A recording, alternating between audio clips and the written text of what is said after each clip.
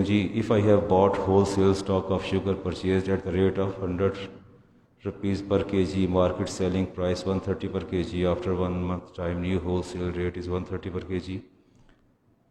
Yes, if sale I sold stock, old stock, new price of 150 kg, is it halal or profit margin or haram on the old stock of at the rate of 100 kg?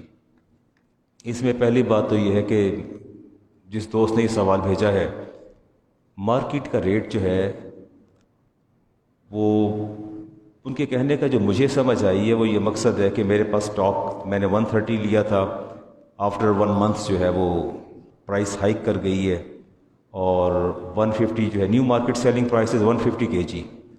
150 kg अगर इसका rate price है तो आप मालिक हैं, bye और मुश्तरी जिस कीमत पर भी तय हो जाए मामला उसमें कोई हर्ज नहीं है, दैट इज़ हलाल, ये तो ठीक है। दूसरा क्वेश्चन जो है इन सूरा वाक़या it is address don't touch Quran वज़ू, my mother bed ridden often asked to bring her Quran from cupboard, can we pick it for her?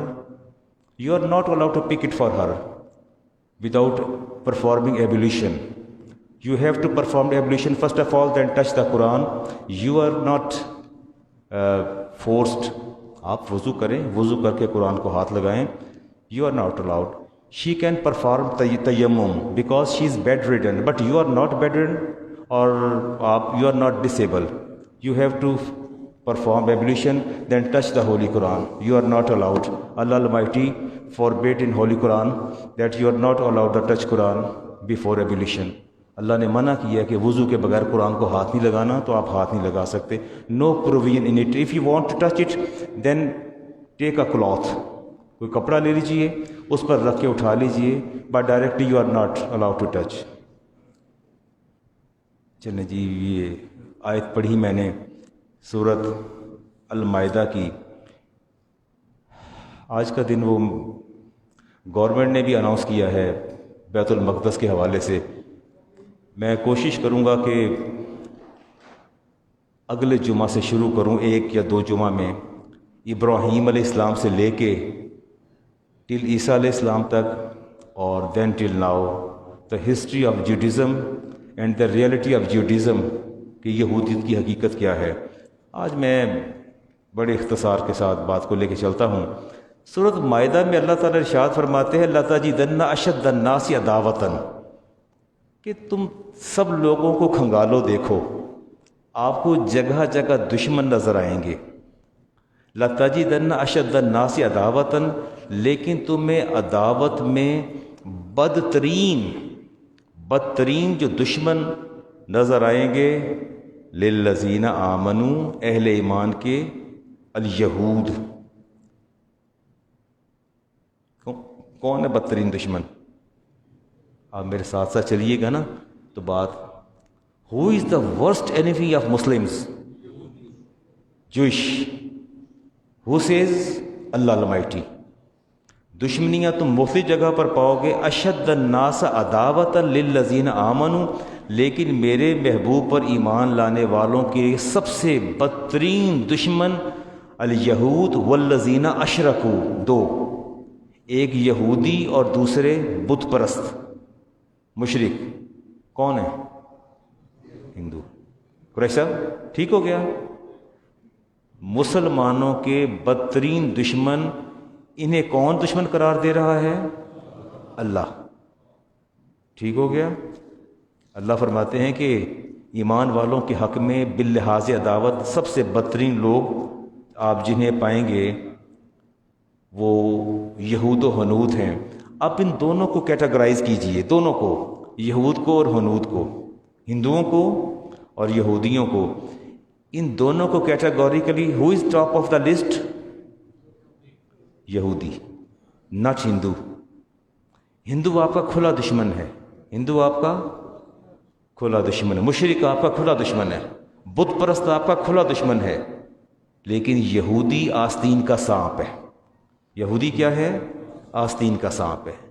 یہ کھلا دشمن نہیں ہے، اور میں انشاءاللہ اگلے جمعۃ المبارک سے لے کے چلوں گا، ایک یا دو جمعے ان کی ریئلٹی کو آشکارا کروں گا قرآن و حدیث سے، ان کے رویے اپنے نبیوں کے ساتھ، ان کے رویے اپنے پیغمبروں کے ساتھ، ساری چیزیں آپ کے سامنے رکھوں گا۔ یہ بدترین دشمن ہے۔ پہلے یہ دشمن تھے عیسائیوں کے، پہلے کرسچینٹی اینڈ جوڈازم، یہ دونوں رائیول تھے، دونوں بدترین دشمن تھے۔ جب اسلام آیا تو دونوں مل کے ہمارے خلاف ہو گئے، دونوں مل کے ہمارے خلاف ہو گئے۔ اچھا، یہ لفظ آپ بولتے ہیں اسرائیل، اسرائیل، اس کا اسرائیل آپ کہہ لیں، اسرائیل کہہ لیں، اس کا میننگ جو ہے وہ میننگ اس کا کیا ہے؟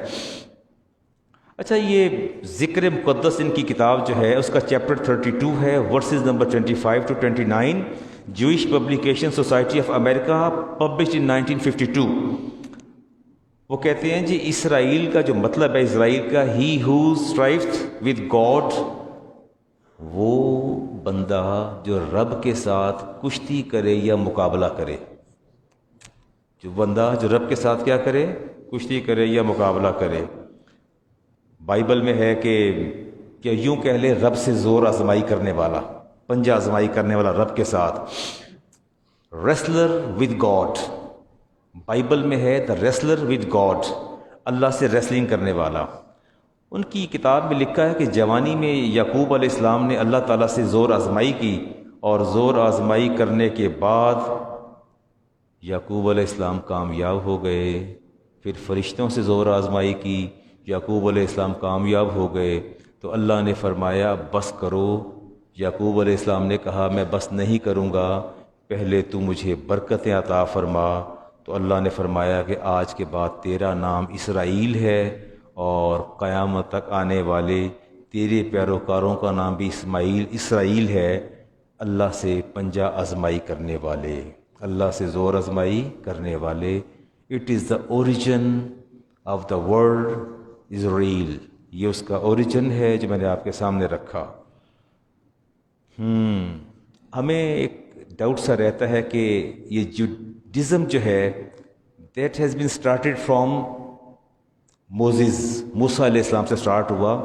اٹس ناٹ رائٹ، یہ درست نہیں ہے، اس کی ہسٹری اس سے پرانی ہے، اور وہ ہم لے کے چلیں گے، بات اس کو آگے بڑھائیں گے۔ اللہ فرماتے ہیں سورۃ مائدہ میں، وَإِذْ قَالَ مُوسَىٰ لِقَوْمِهِ يَا قَوْمِ اذْكُرُوا نِعْمَتَ اللَّهِ، موسیٰ علیہ السلام نے کہا تھا اے میری قوم ذکر کرو ان نعمتوں کا جو اللہ نے تم پر کی، اِذْ جَعَلَ فِيكُمْ أَنْبِيَاءَ، اس نے تمہارے اندر نبی بھیجے، وَجَعَلَكُمْ مُلُوكًا، اور تمہیں بادشاہت بھی دی۔ اس کا مطلب ہے کہ موسیٰ اپنی قوم سے کہہ رہے ہیں کہ اللہ نے تم میں نبی بھیجے اور تمہیں بادشاہت دی۔ اس کا مطلب یہ ہوا کہ ان کی ہسٹری ناٹ سٹارٹڈ فرام موسیٰ علیہ السلام، بلکہ اس سے پہلے ہسٹری شروع ہوتی ہے۔ یہی ہو گیا نا، قرآن کی آیت یہ بتا رہی ہے کہ موسیٰ علیہ السلام فرماتے ہیں کہ اے میری قوم اللہ کی نعمتوں کا ذکر کرو جو اس نے تمہارے اندر نبی بھیجے، اور اس سے پہلے اللہ تبارک و تعالیٰ نے تمہیں جو ہے بادشاہت دی۔ دنیا کی واحد ریاست جو اسٹیٹ کے نام پہ قائم ہے، اگر آپ ان کا کردار دیکھتے چلے آئیے تو آپ کو خیبر کے اندر جو یہودی تھے ان کے بارے میں آپ کو یاد آئے گا، امام بخاری کی حدیث ہے کہ رسالت امام زینب بنت حرس تھی، زینب بنت حرس نے رسالت امام علیہ السلام کی دعوت کی تھی، اور دعوت کرنے کے بعد پوچھا تھا کہ آپ کو زیادہ گوشت کس چیز کا بکرے کا یہ دمبا ذبح کیا تھا، اس کے کون سا حصہ آپ کو پسند ہے؟ فرمایا مجھے دستی پسند ہے۔ اس نے دستی کو بطور خاص زہر آلود کیا، اور باقی بھی اس نے گوشت کو زہر آلود کر دیا۔ رسالت امام علیہ السلام کا ہاتھ بڑھا، اور ساتھ بشر بن برا دونوں کے ہاتھ بڑھے، آپ نے نوالا اٹھایا، منہ میں ڈالا اور واپس اگل دیا۔ فرمایا یہ گوشت مجھے بتا رہا ہے کہ اس کے اندر زہر ملایا گیا ہے۔ میں یہی کہتا ہوں کہ عام مومن کی زبان جو ہے وہ ترش اور کڑوے کا بتاتی ہے، لیکن نبی کی زبان کی خاصیت یہ ہے کہ وہ حلال حرام بھی بتاتی ہے اور نفع نقصان بھی بتا دیتی ہے۔ یہ اللہ تعالیٰ نے فرق رکھا ہے اپنے نبی کی زبان میں اور ایک کامن مین کی زبان میں۔ آپ زبان پر رکھیے، آپ کے ٹیسٹ بڈز موجود ہیں، وہ آپ کو ٹیسٹ بتا دیں گے، یہ سویٹ ہے یا سور ہے وہ آپ کو بتا دیں گے، سالٹش ہے وہ آپ کو یہ خبر دے دیں گے، کبھی نہیں بتائیں گے آپ کو بتائیں گے یہ حلال ہے حرام ہے، نیور، کبھی پتہ نہیں چل رہا حلال ہے حرام ہے۔ ایون دیٹ کہ وہ آپ کو یہ بھی نہیں بتائیں گے کہ یہ ضرر رساں ہیں یہ سود مند ہیں، یہ بھی نہیں بتائیں گے آپ کو، لیکن اللہ نے نبی کی زبان میں یہ خاصیت رکھی ہے کہ زبان پر چیز رکھتے ہی وہ خبر دیتی ہے کہ مجھے نہ کھائیے گا، اس لیے کہ میں نقصان دہ ہوں، میں حلال ہوں یا حرام ہوں۔ رسالت ہے، آپ علیہ السلام اپنی خادمہ کے گھر تشریف لے گئے اور انہوں نے آپ کو گوشت بنا کے دیا اور رکھا، آپ نے نوالا اٹھایا تو فرمایا یہ گوشت بتا رہا ہے کہ یہ اس بکری کا گوشت ہے جو کسی کی اجازت کے بغیر ذبح کی گئی ہے بات، میں نے حدیث پڑھی، آپ ترجمہ کیا، بھائی یہ گوشت مجھے بتا رہا ہے۔ تو وہ جو آپ کی خادمہ تھی عرض کرنے کی، صحابی آتی ہیں عرض کرنے کی اسلم، وہ میں نے بٹوارے پہ لے رکھی تھی، بکری لے رکھی تھی پالنے کے لیے، پتہ چلا آج آپ تشریف لا رہے ہیں تو میرے پاس کچھ تھا نہیں تو میں نے اس کو ذبح کر دیا۔ تو فرمایا ہاں یہ اس کی مالک کی اجازت کے بغیر ذبح کی گئی اور آپ کو زہر دیا، یہ یہود کا ہی کام تھا۔ اور دوسرا مرحلہ اگر آپ دیکھیں تو نور الدین زنگی کے حوالے سے جب خواب میں رسالت امام علیہ السلام نے 2 شکلیں دکھائی تھیں، وہ لمبی بات آتی ہے، میں چونکہ اب واقعات کی طرف نہیں جانا چاہتا، اس طرف میں نہیں جانا چاہتا۔ وہ خواب میں دکھایا جب صلیبی جنگیں شروع تھیں نا، کروسیڈ وارز شروع تھیں، ان وارز کے دوران یہودیوں نے مسلمانوں کے روپ میں انہوں نے مدینہ کے اندر 2 بندے بھیجے جو بہت عبادت گزار تھے، کسی مجلس میں نہیں جاتے تھے، خاموشی سے بیٹھے رہتے تھے، عبادت کرتے تھے۔ جب نور الدین زنگی کو خواب میں تیسری مرتبہ رسالت امام علیہ السلام نے چہرے دکھائے کہ یہ چہرے پہچانوں، یہ مجھے نقصان پہنچانا چاہتے ہیں، تو آپ آئے، نور الدین زنگی آئے، اس کے بعد وہ سارا سب کو بلایا، دعوت کی، دیکھا ان میں چہرے موجود نہیں تھے، فرمایا کوئی نہ کوئی 2 بندے موجود نہیں تمہارے اندر، کہا جی وہ تو بہت اللہ والے ہیں۔ یہ جو زیادہ اللہ والے بن جائیں نا یہ بھی نقصان دیتے ہیں، جو پوز کرتے ہیں ناٹ ان ریئل بٹ یہ جو دوسرے نام نہاد سو کالڈ اللہ والے، یہ بھی دین کی بربادی کا سبب بنتے ہیں۔ انہوں نے کہا ان کو بھی بلاؤ۔ جب رسالت امام علیہ السلام کی وہ شناخت کردہ چہرے دکھائے، چہرے آپ کے سامنے آئے، تو نور زنگی نے پہچان لیا، ان کے حجرے کی تلاشی لی تو اس کے اندر وہ انہوں نے مسلح جہاں بچھا رکھے تھے وہاں دروازے لگائے تھے، سرنگ کھود رہے تھے اور رسول کریم علیہ السلام کا جسم اطہر نکال کے لے جانا چاہتے تھے۔ پھر نور الدین زنگی نے جو ہے وہ سیسا پلائی دیوار جو ہے چاروں طرف لیٹ جو ہے اس کی دیوار جہاں تک نیچے پانی کی تہ ہے وہاں تک اس نے کر دی۔ یہ کام کس نے کیا تھا؟ یہودیوں نے کیا تھا۔ میں اس کی تاریخ پیچھے سے لے کے چلوں گا۔ یہودیوں کو دکھ کیا تھا؟ انہیں دکھ یہ تھا کہ نبوت بنو اسحاق سے بنو اسماعیل کے اندر کیسے چلی گئی ہے۔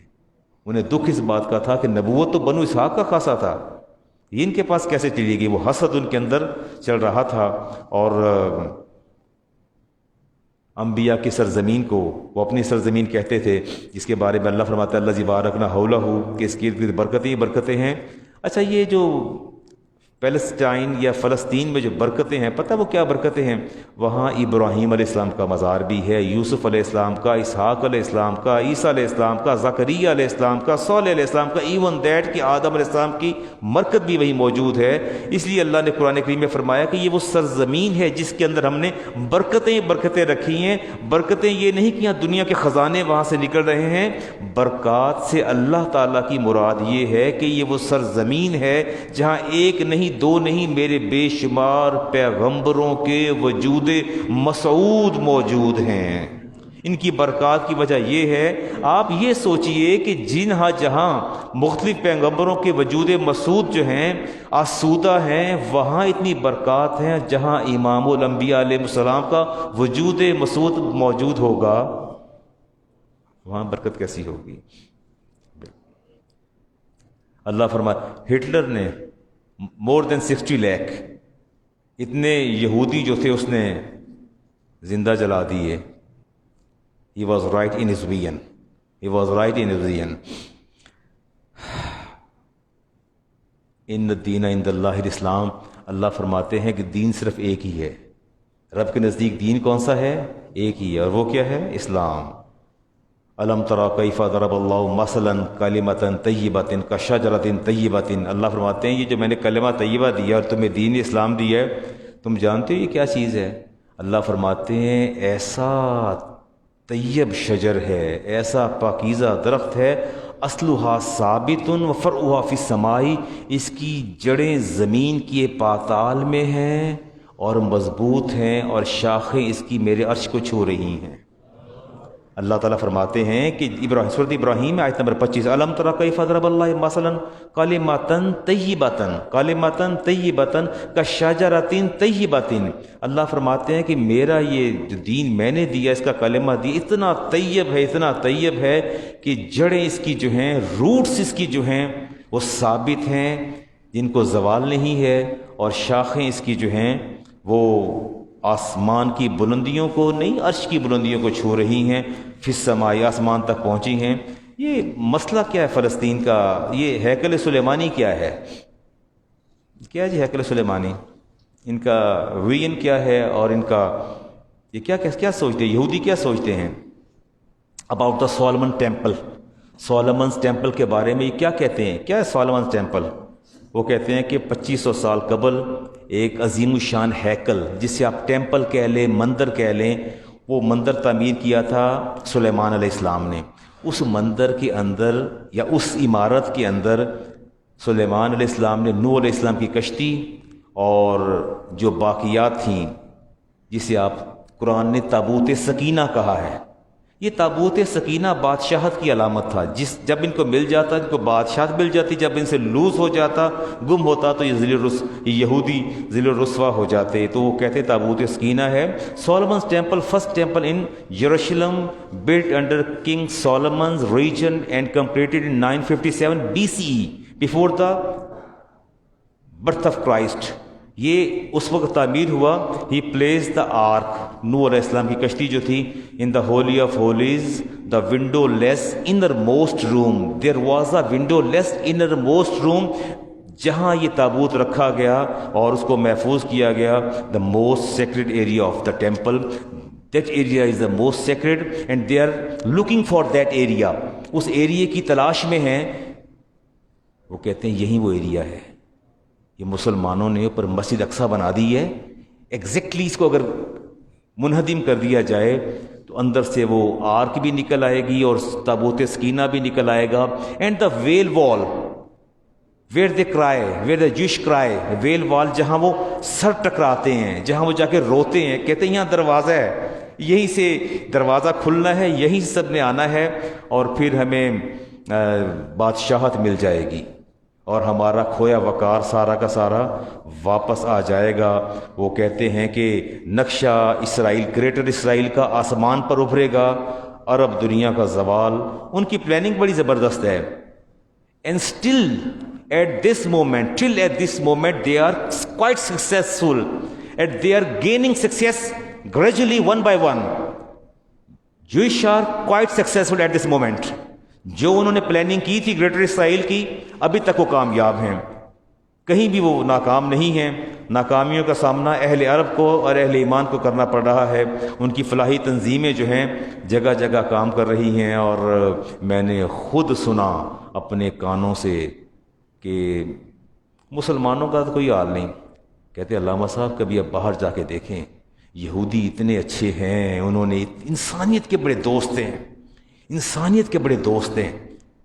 انہوں نے ویلفیئر جو انسٹیٹیوشنز کھولے ہیں، فلاحی ادارے، فلاحی تنظیمیں، انسانیت کی خدمت، ہیومینٹی کو جو ہے انہوں نے پروموٹ کیا۔ اتنا کہتے اتنے بہترین لوگ ہیں عیسائی، اتنے بہترین لوگ ہیں، یہاں تو انسان کی قدر نہیں ہے۔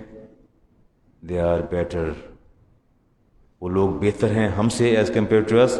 وہ کہتے ہیں بہت بہتر ہیں۔ یہ میں بھی اور آپ بھی، ہم انہیں بہتر سمجھتے ہیں کہ وہ انہوں نے ویلفیئر انسٹیٹیوشن قائم کر رکھے ہیں۔ اللہ تعالیٰ فرماتے ہیں سورۃ مائدہ میں، یا ایھا الذین آمنوا لا تتخذوا الیہود والنصارى اولیاء، اے ایمان والو کبھی ان کی اپریسیشن، ان کی فرینڈشپ، کبھی ان سے دوستی نہ کرنا۔ فرمایا بعضهم اولیاء بعض، یہ آپس میں ایک دوسرے کے دوست ہیں۔ ومن یتولہم منکم، جو آپ میں سے ان کے ساتھ دوستی کرے گا، فإنہ منہم، اللہ فرماتے ہیں کہ وہ میری نبی کی امت سے نہیں ہے۔ وہ کس سے ہے؟ کس سے؟ فإنہ منہم۔ اللہ فرماتے ہیں نہ اپریشیٹ کرو مسلمان کتنا ہی کمزور کیوں نہ ہو، کتنا ہی کمزور کیوں نہ، کتنا ہی بے عمل کیوں نہ ہو، کتنا ہی بد عمل کیوں نہ ہو، وہ یہودی، عیسائی اور مشرک سے کروڑہا درجے بہتر ہے۔ مشرک، یہودی، عیسائی سے کروڑہا درجے بہتر ہے، اللہ کو عزیز ہے، اللہ کو عزیز ہے۔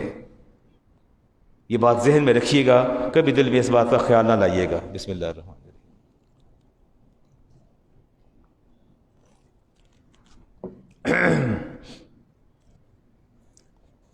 یہ ابو موسیٰ اشعری صحابی رسول ہیں، سیدنا عمر فاروق نے بلایا، پوچھا ابو موسیٰ مجھے یہ پتہ چلا ہے کہ آپ نے ایک یہودی کو کاتب مقرر کر رکھا ہے، کاتب لکھنے والا جو آپ کے احکامات لکھتا ہے، اور آپ نے اس کو مقرر کر رکھا ہے۔ تو فرمایا ہاں، عرض کیا ہاں میں نے رکھا ہے، امیر المومنین میں نے اس کو اپوائنٹ کیا ہے۔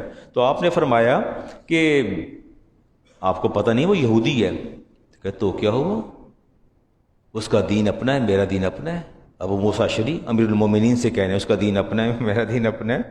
آپ نے فرمایا تجھے خدا برباد کر دے، تجھے خدا برباد کر دے، تو نے رب کے دشمنوں کو اپنا کاتب مقرر کر لیا، جن کی دشمنی اپنے رب سے کھلی ہے، رب کے رسول سے کھلی ہے، اسے کاتب مقرر کر دیا۔ غصے سے بولے ابو موسیٰ اشعری تجھے رب برباد کر دے، کیسی بات کرتے ہو، جنہیں اللہ پسند نہیں فرماتا تو انہیں پسند کر رہا ہے، یہ کیسے ہو سکتا ہے؟ فرمایا اسے فوراً اپنے عہدے سے ہٹا دو، وہ اس عہدے پر، اس عہدے کے لائق نہیں، یہ سینسٹیو پوسٹ ہے، یہ سینسٹیو پوسٹ ہے، کسی بھی ہیڈ آف دا اسٹیٹ کا اسپوک مین ہونا، یہ بہت ہی سینسٹیو پوسٹ ہے۔ فرمایا تم اس کو ہٹا دو گے۔ ابو موسیٰ اشعری نے ہٹا دیا۔ سورہ بقرہ کی آیت لوں گا، یہودیوں کی ایک جماعت رسالت امام علیہ السلام کے پاس حاضر ہوئی، کہنے لگے کچھ سوالات ہیں ہمارے آپ سے، کچھ کویسچنز ہیں ہمارے آپ سے، اگر آپ ہمیں سوالات کا جواب دے دیں تو فرمایا ایک شرط پر جواب دوں گا کہ تم ایمان لے آؤ۔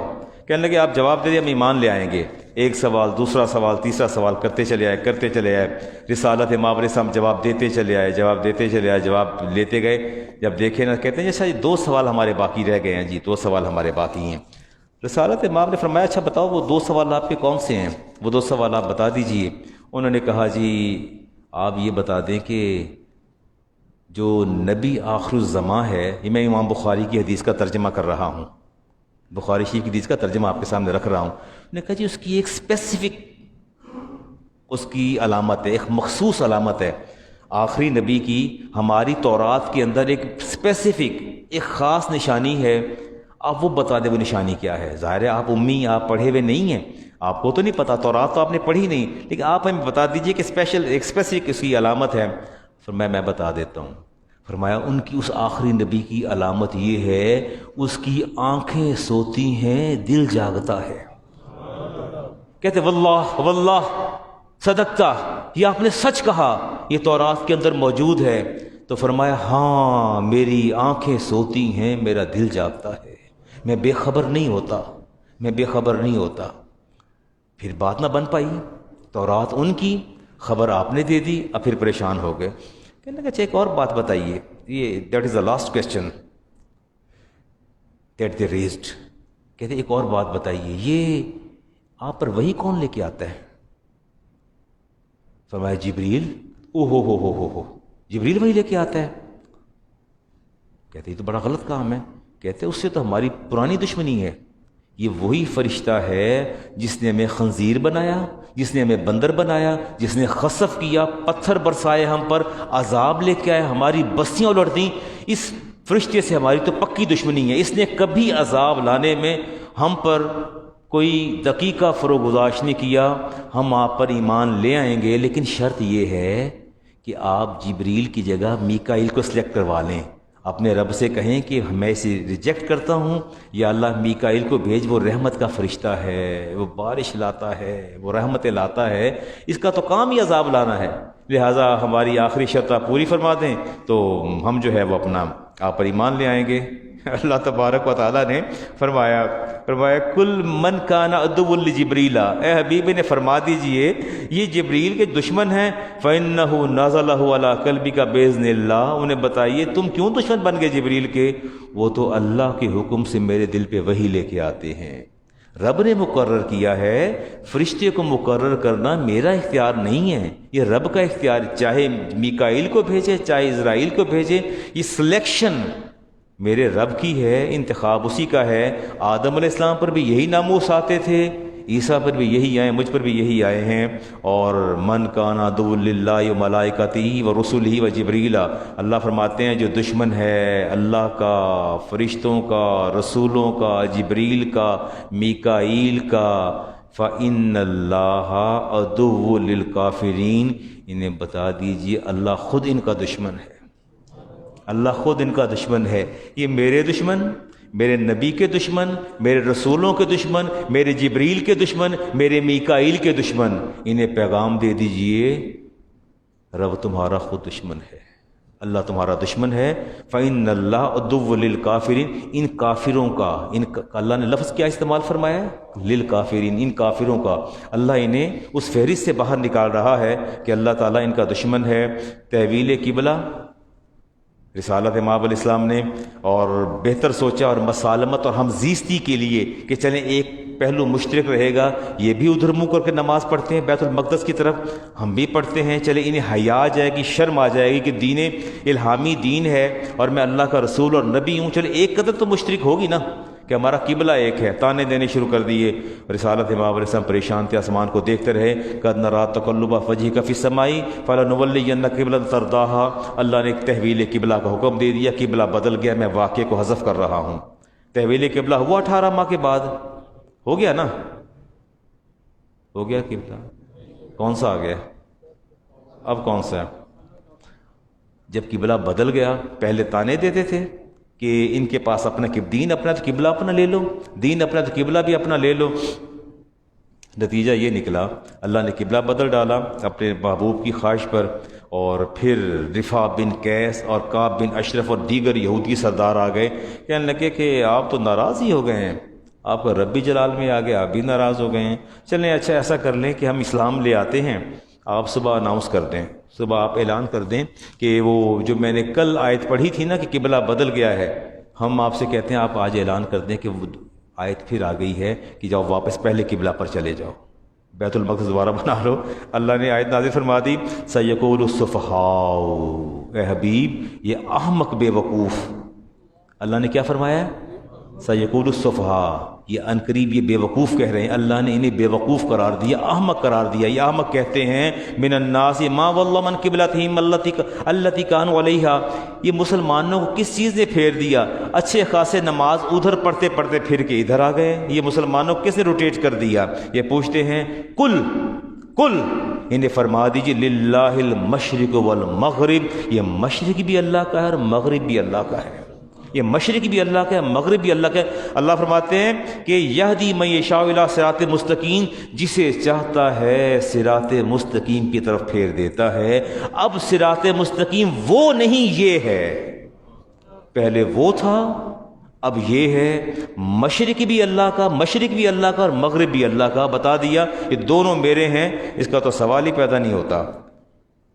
جب احکامات نازل، میں یہودیوں کی آپ کو نیچر بتا رہا ہوں، ان کی فطرت بتا رہا ہوں، جب آہستہ آہستہ احکامات نازل ہونا شروع ہوئے نا، حلت اور حرمت کے، حلال و حرام کے احکامات نازل ہونا شروع ہوئے، تو رسالت امام علیہ السلام نے اونٹ کا گوشت، آپ بھی تلامت کرتے ہیں اونٹ کا گوشت حلال ہے، حلال، چلو ٹھیک ہو گیا۔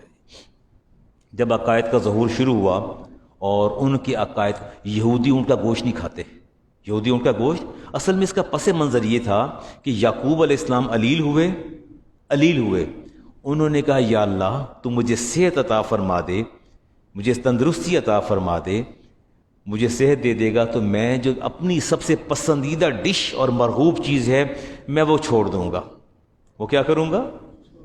اللہ نے آپ کو صحت عطا فرما دی، آپ کو اونٹ کا گوشت بہت پسند تھا، آپ نے چھوڑ دیا، ٹھیک ہو گیا۔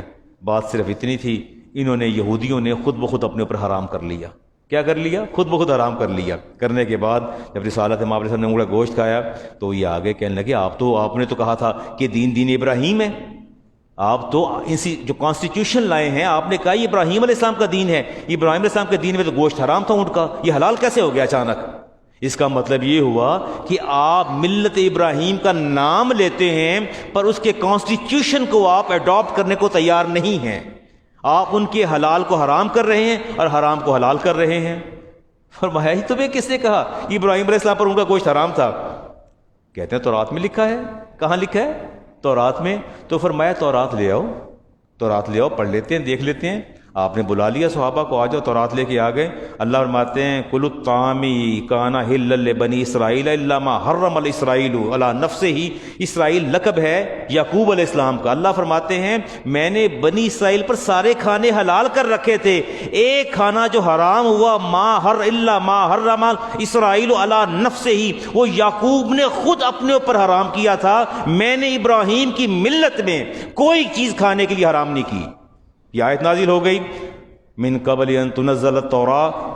کل اے محبوب نے فرمائی فاتوا بالتوراۃ، جاؤ تورات لے کے آ جاؤ.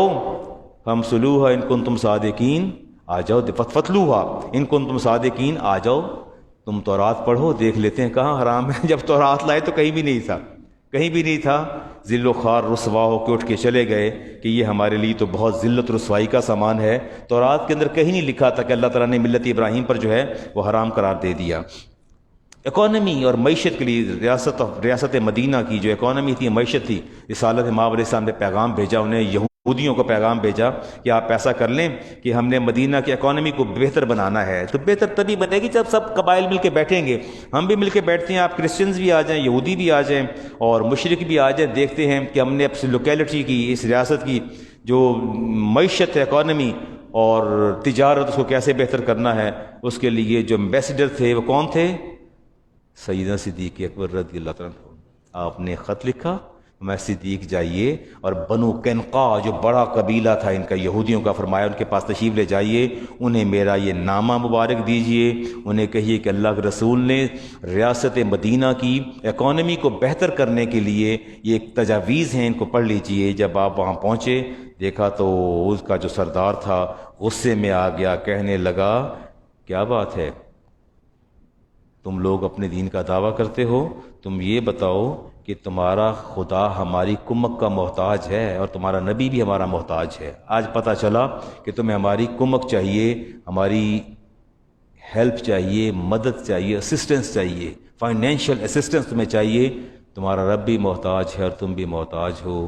بہت کم ایسا ہوتا ہے کہ ٹالریٹ کرے. صدیق اکبر نے ایسے موقع بنایا، تمانچہ زور سے سردار کے منہ پر مارا. انہی کے قبیلے کے سردار، بنو قینقاع کے قبیلے کے سردار کے منہ پر تمانچہ رسید کیا اور رسید کرنے کے بعد وہاں سے اٹھے. وہ لوگ انہیں کچھ کہہ نہیں سکے. ایمبیسیڈر کو کچھ کہنا عالمی قوانین کے بھی خلاف تھا. واپس آ گئے، عرض کیا یا رسول اللہ میں تو آپ کا نامہ مبارک لے کے گیا تھا، انہوں نے بات ایسی کی کہ مجھ سے برداشت نہیں ہوا اور میں نے ان کے منہ پر تمانچہ رسید کر دیا، اس کے سردار کے منہ پر. اللہ تبارک و تعالیٰ کے وہی نازل فرما دی. وہ بنو قینقاع کے لوگ آپ کے پاس آ گئے کہ یہ آپ کے ایمبیسڈر، سفیر، دوست نے مس کنڈکٹ کیا ہے اور سفارت کاری کی آداب کے منافی چلے ہیں، انہوں نے یہ کیا. اللہ نے وہی بھیج دی لقد سمع اللہ قول الذین قالوا ان اللہ فقیر ونحن اغنیاء. اے حبیب یہ بکواس کر رہے ہیں، جھوٹ بول رہے ہیں، یہ جھوٹ بول رہے ہیں. یہ کہتے ہیں ہم نے کچھ نہیں کہا. اللہ خود سن رہا تھا جب یہ کہہ رہے تھے صدیق سے کہ تمہارا رب فقیر اور ہم غنی ہیں. اللہ نے خود سنا، اللہ نے خود سنا. سنکتب ما قالوا، ہم لکھ چھوڑیں گے ان کے لیے قتلہم الانبیاء، یہ وہ لوگ ہیں جنہوں نے اپنے نبیوں کو قتل کیا بغیر حق، بغیر حق کے. ونقول ذوقوا عذاب الحریق، ہم نے لکھ دیا ہے ان کا یہ قول کہ انہوں نے اپنے رب کو فقیر کہا ہے، ہم نے یہ بھی لکھ دیا ہے. اور جو نبیوں کو قتل کرتے چلے آئے ہم نے وہ بھی لکھ دیا ہے. اور ان قریب روز محشر ہم کہیں گے، ان سے بات کریں گے، ونقول ہم کہیں گے ذوقوا عذاب الحریق، اب جہنم کی آگ کا مزہ چکھو. اپنے رب کو فقیر کہتے تھے. رب کو کیا کہتے تھے؟ فقیر کہتے تھے. خود پسند تھی یہ قوم بہت زیادہ. یہودی قوم جو ہے بڑی خود پسند تھی، دوسروں کو حقیر سمجھتی تھی. کیا کہتے تھے؟ اللہ فرماتے ہیں سورۃ مائدہ میں قالت الیہود والنصارى نحن ابناء اللہ. یہ کیا کہتے ہیں پتہ ہے آپ کو؟ سورۃ مائدہ یہ کیا کہتے ہیں یہودی پتہ ہے آپ کو؟ یہ کہتے ہیں ہم اللہ کے بیٹے ہیں. کیا کہتے ہیں؟ یہ بات کون کر رہا ہے؟ کس نے کہا؟ یہ بچے آپ میری باتیں سن رہے ہیں؟ آپ ہماری نسل ہیں، ہمارا سرمایہ ہے، ایسٹ ہے ہمارا. یہ سنیں یہودیوں کے بارے میں اللہ فرماتا ہے کہ یہ کیا کہتے ہیں. اللہ فرماتا ہے یہ کہتے ہیں ہم اللہ کے بیٹے ہیں. سورۃ مائدہ کی آیت نمبر ہے جی 18.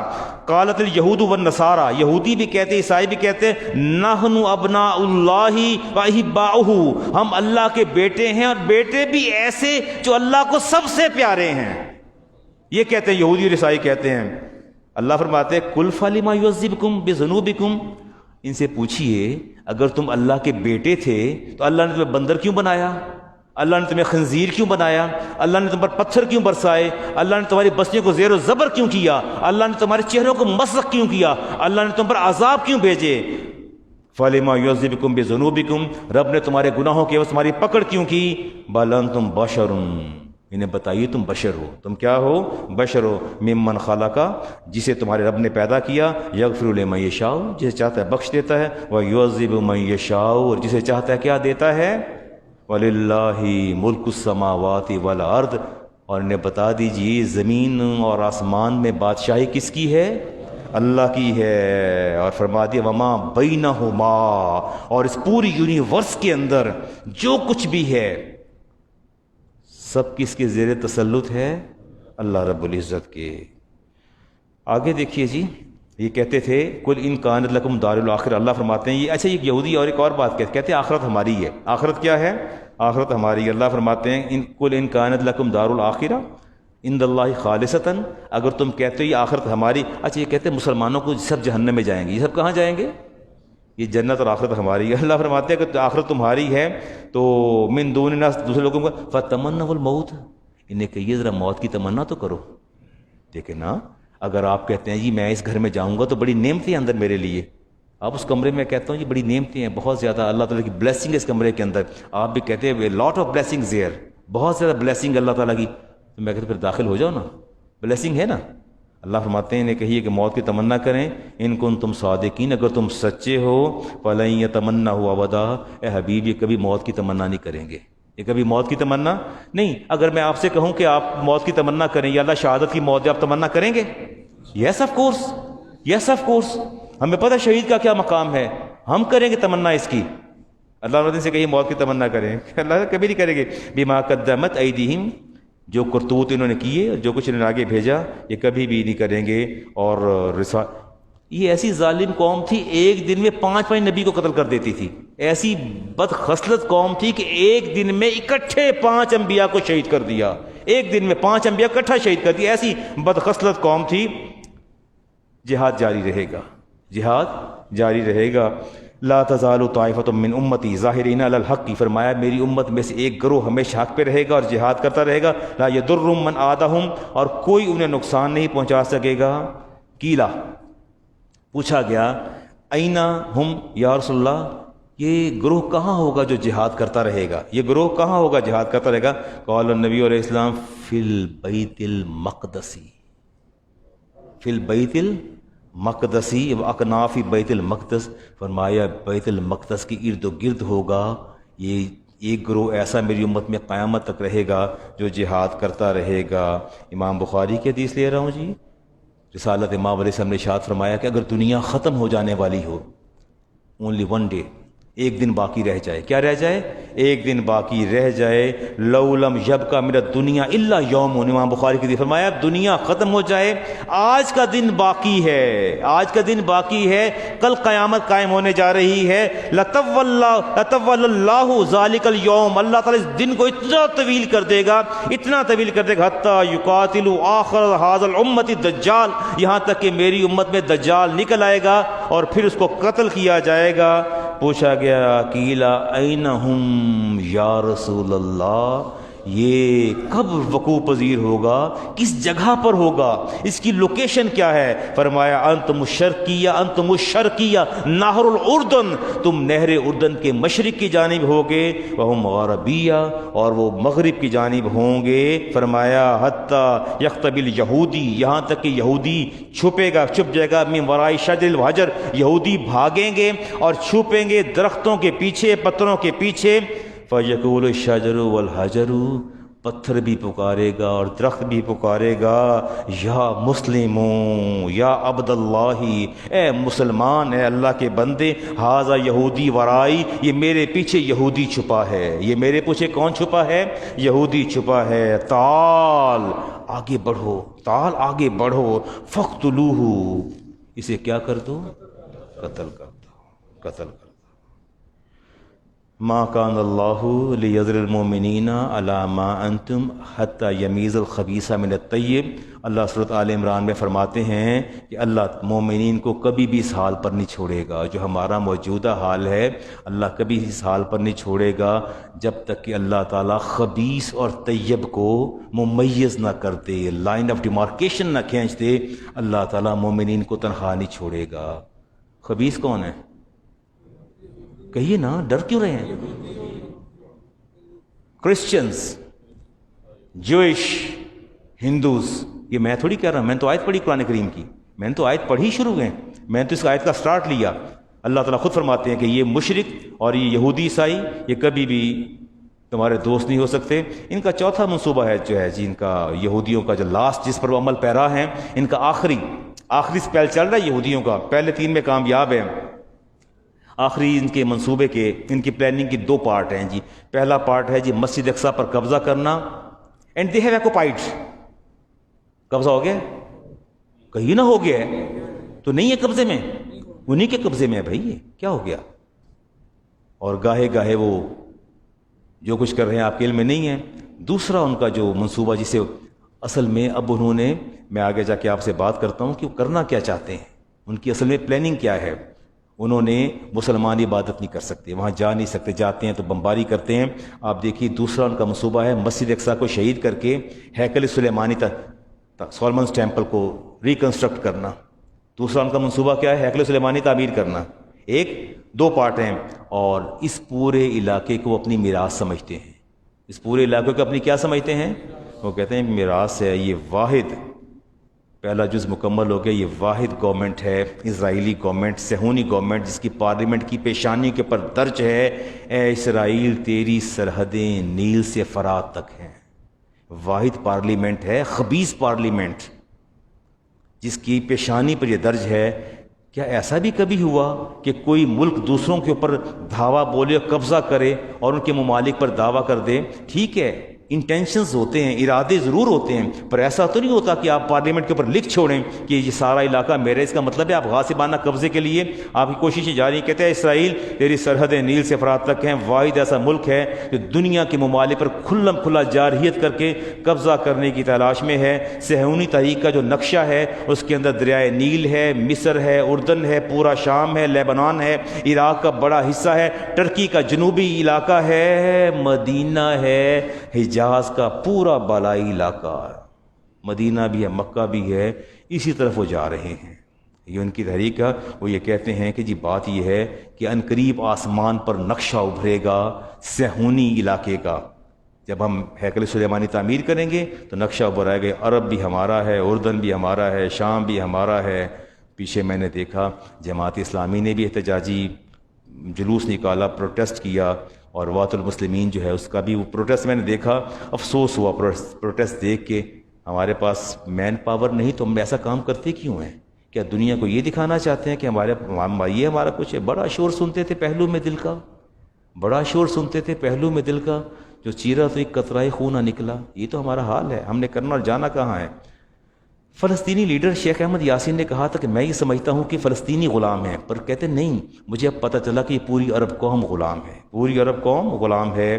اور اسرائیلی پرائم منسٹر گولڈا مائر نے کہا تھا جب ہم نے مسجد اقصیٰ میں آگ بھڑکائی تھی تو میں ساری رات سو نہیں سکی تھی، مجھے خطرہ تھا کہ صبح اٹھیں گے تو پوری عرب قوم ہم پر پل پڑے گی اور ہماری اینٹ سے اینٹ بجا دے گی۔ لیکن ہوا یہ کہ صبح کچھ بھی نہیں ہوا اور قوم سو رہی تھی۔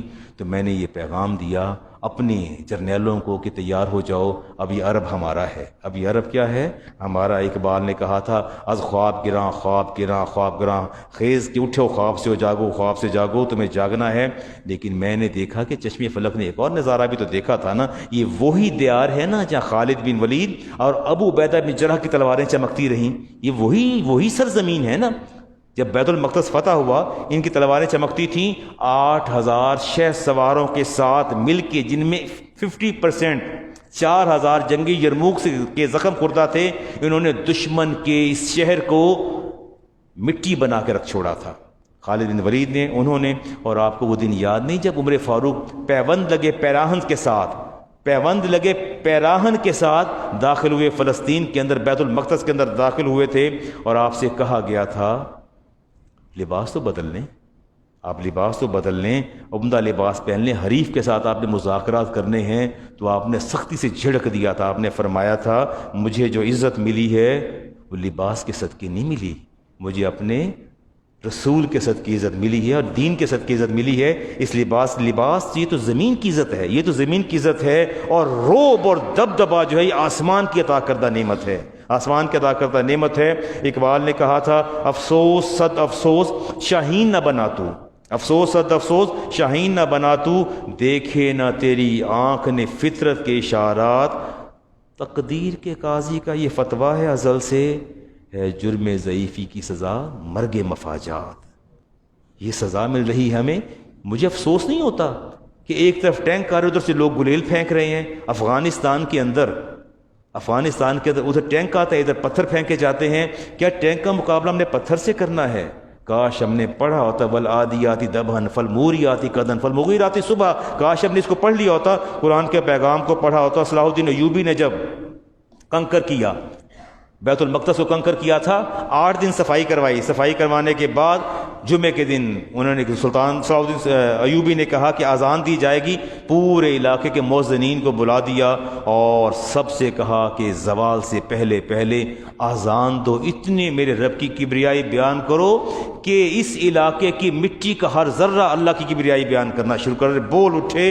اور وہ حافظ کثیر نے لکھا وَلَمَّا أَذَّنَ الْمُؤَذِّنُونَ قَبْلَ الزَّوَالِ، اور جب زوال سے پہلے مؤذنوں نے اذانیں دیں، قَعَدَتِ الْقُلُوبِ تَطِيرُ مِنَ الْفَرْحِ، یوں لگتا تھا کہ تمام جرنیلوں کی وہ فوج، جرنیل جو بیٹھے تھے اپنے ساتھیوں سمیت مسجد اقصیٰ کے اندر، ان کی روحیں بھی ان کے بدن سے نکل کے رقص کنا ہو جائیں گی۔ یوں نظر آ رہا تھا جہاد کبھی بھی ختم ہونے والا نہیں ہے، جہاد کبھی بھی ختم ہونے والا نہیں۔ الجہاد مادن، قول النبی علیہ السلام الجہاد مادن الی یوم القیامت، جہاد کب تک جاری رہے گا؟ ٹل دا ڈے آف ججمنٹ، یہ قائم رہے گا۔ اور سورۃ آل عمران میں اللہ نے کیا فرمایا تھا؟ اللہ نے فرمایا یا ایھا الذین آمنوا اصبروا وصابروا ورابطوا، ایمان والو اپنی سرحدوں پر اسلحہ نصب کر لو، اپنی سرحدوں پر اسلحہ نصب کرو۔ یہ آپ کا رب، آپ کو سورۃ آل عمران میں فرما رہا ہے۔ کاش ہم نے دیکھا ہوتا۔ میں کہتا ہوں کہ میں اور آپ ہم بے بس ہیں۔ جہاد اسٹیٹ ڈکلیئر کرتی ہے، انڈیویجول ڈکلیئر نہیں کر سکتا جہاد، لیکن میں سمجھتا ہوں ڈکلیئر اسٹیٹ کرے، دیٹ از اندر میٹر، پر جذبہ جہاد تو ہونا چاہیے۔ عمر بن جموح صحابی رسول ہیں، 3 سال زمانہ پایا نبوت کا، 3 سال، ضعیف العمر، مور دین 70 ایئرز اولڈ، 70 سال سے زیادہ تھے، 4 جوان بیٹھے تھے۔ غزوہ احد جب وہاں لڑنے کے لیے تیار ہو گئے، ایک پاؤں سے معذور تھے، ایک پاؤں تھا ہی نہیں، لاٹھی پر، کرچز پہ چلتے تھے، بیساکھی پر چلتے تھے۔ بیٹوں نے کہا بابا جہاد ہم کریں، آپ معذور ہیں۔ کہنے لگے میں جہاد کے ساتھ جاؤں گا۔ کہا آپ کی عمر 70 سال سے زیادہ ہے، you are more than 70 years, آپ نہیں جائیں گے۔ فرمایا میں جاؤں گا، کیسے روکتے ہو؟ بیٹوں نے جا کے رسالت امام علیہ السلام سے عرض کیا، ہمارا والد بوڑھے آدمی ہیں اور کہتے جہاد کرنا ہے۔ فرمایا اچھا میں سمجھا دیتا ہوں۔ وہ بھی لاٹھی ٹیکتے پیچھے آ گئے اپنی بیساکھی کو لے کے، عرض کیا رسول اللہ میں جہاد کر۔ فرمایا تم تو مکلف ہی نہیں ہو، آپ گھر بیٹھو، اللہ تعالیٰ آپ کو اجر دے دے گا۔ عرض کرتے ہیں یا رسول اللہ، یا رسول اللہ، یہ 4 میرے بیٹے جہاں آپ کی قیادت میں جنت میں جائیں گے تو عمر بھی جہاد کر لو۔ یہ جذبہ جہاد تھا۔ اور جب میدان میں اتر رہے تو کہتے ہیں دعا اللہم رزقنی شہادہ، یا اللہ، عمر بن جموح کہتے ہیں 70 سالہ بوڑھا، کہتے ہیں یا اللہ مجھے شہادت کی موت عطا کر دینا، ولا تردنی الی اہلی خائبا، اور مجھے میرے گھر والوں کے پاس خائب و خاسر نہ لوٹانا۔ عمر بن جموح غزوہ احد میں شہید ہوئے۔ رسالت امام علیہ السلام نے ارشاد فرمایا کہ میں عمر بن جموح کو لنگڑاتا ہوا جنت میں داخل ہوتا دیکھ رہا ہوں۔ یہ جذبہ جہاد تھا۔ رسول کریم علیہ السلام نے، میری بات کو غور سے سنیے گا، میں اپنے آیا میں 11th تھا، آخری مرحلے پر ہوں، آپ نے ارشاد فرمایا کہ مجھے لیلۃ القدر میسر آ جائے، مجھے اور لیلۃ القدر مجھے حرم میں میسر آئے، حرم میں اور مسجد اقصیٰ میں۔ خدا کی قسم، اللہ کا رسول لیلۃ القدر کو حرم میں چھوڑ دے گا اور 3 دن مسلمانوں کی اسٹیٹ کو اس کی حفاظت کے لیے سرحدوں پر پہرا دینا پسند کرے گا۔ فرمایا وہ 3 دن کا پہرا میری لیلۃ القدر پر بھاری ہو جائے گا، میں پہرا دینا پسند کروں گا۔ آپ نے ارشاد فرمایا کہ وہ بندہ جو کبھی جہاد کا جذبہ دل میں نہیں رکھتا، حدیث سماعت فرما لیجئے جی، شعب الایمان کی، من مات ولم یغزو، وہ بندہ جس کو موت آ گئی، اس نے کبھی جہاد نہیں کیا، کبھی کیا نہیں کیا، جہاد نہیں کیا۔ اس کو میں ایلیبریٹ کر دوں گا، یو آر ناٹ الاؤڈ، آپ نہیں، یہ اسٹیٹ کا کام ہے۔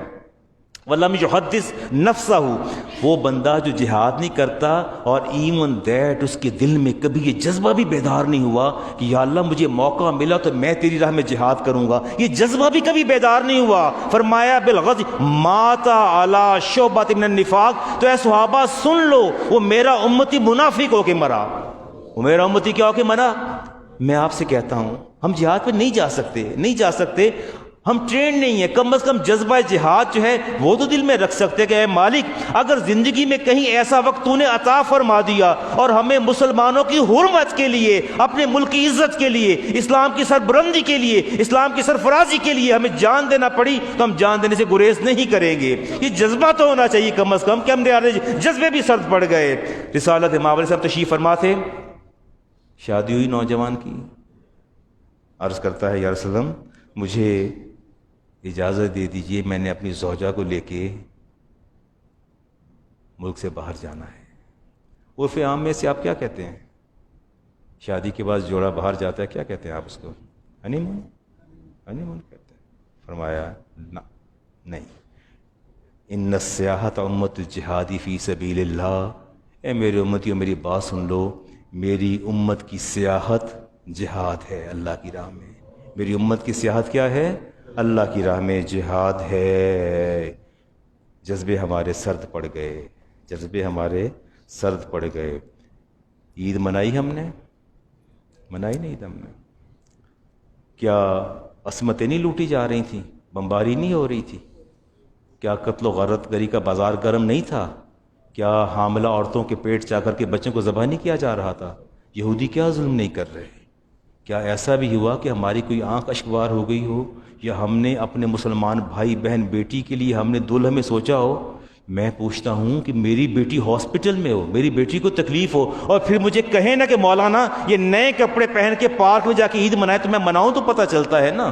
پھر بات آتی ہے نہیں، ظلم کیا ہم نے، کم از کم اپنے مسلمان، یہ تو ایک مسلمان تو ایک بدن کی مانند ہے، میرے نبی نے فرمایا بدن کی مانند ہے، ایک عضو تکلیف میں مبتلا ہوتا ہے پورا بدن مضطرب ہو جاتا ہے، پورا بدن بے قرار ہو جاتا ہے۔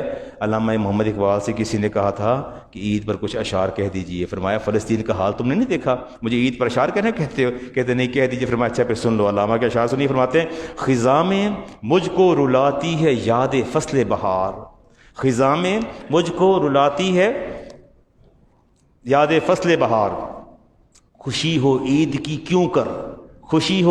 کیوں کر کہ سوگوار ہوں میں، اجاڑ ہو گئے عہد کہن کے مے خانے، گزشتہ بادہ پرستوں کی یادگار ہوں میں، پیام عیش و مسرت ہمیں سناتا ہے، ہلال عید ہماری ہنسی اڑاتا ہے۔ چاند ہم پر ہنس رہا تھا، طلوع بھی ہو رہا تھا، ہنس بھی رہا تھا۔ یہ مسلمان قوم دیکھو وہ کیسے ذبح ہو رہے ہیں اور ان کو عیدیں منانے کی پڑی ہے۔ بہر طور میں انشاءاللہ نیکسٹ جمعہ سے پوری ہسٹری لے کے آؤں گا آپ کے سامنے، جوڈزم کی اور کرسچینٹی کی، کہ یہ ان کی حقیقت کیا تھی۔ آخر میں چند second, just 1 minute please, 1 minute کے لیے، رسالت امام علیہ السلام نے ایک دعا مانگی تھی جی، امام مسلم کی دعا ہے، عبداللہ بن ابی اوفا اس حدیث کے راوی ہیں، دعائے ضرر کیا مانگی تھی؟ بس آپ آمین کہہ دیجیے. آمین کی ترجمہ پہلے سن لیجئے گا, ترجمہ میں پہلے کر دیتا ہوں, پھر ایک لائن کی دعا ہے. آپ آمین کہہ دیجئے تاکہ آج یہود و نصارہ کی اس دعائے ضرر میں ہم بھی شامل ہو جائیں.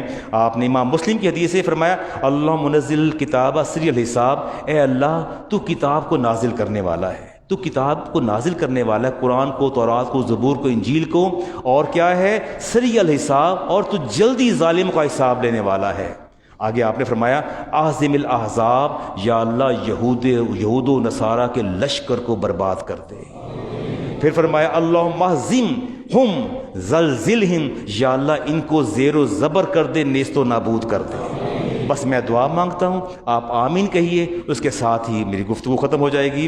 اللہم منزل کتاب اسر الحساب, اللہم اعظم الاحزاب, اللہم اعظم الاحزاب, اللہم اعظم الاحزاب, اللہم اعظمہم زلزلہم, اللہم اعظمہم زلزلہم, اللہم اعظمہم زلزلہم.